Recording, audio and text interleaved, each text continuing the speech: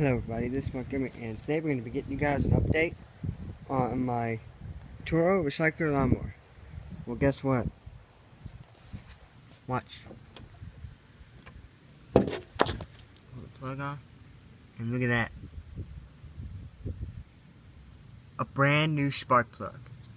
Yeah, it's a Champion J119LM, and just to prove that that's the right kind of spark plug, I'm going to show you something.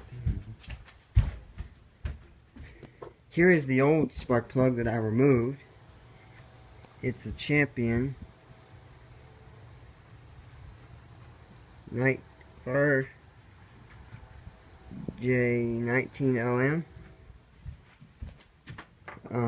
So yeah, I put a new spark plug in. That's the same spark plug that's in this mower, which I'll probably start this one in another video. So, but we're gonna get to the focus.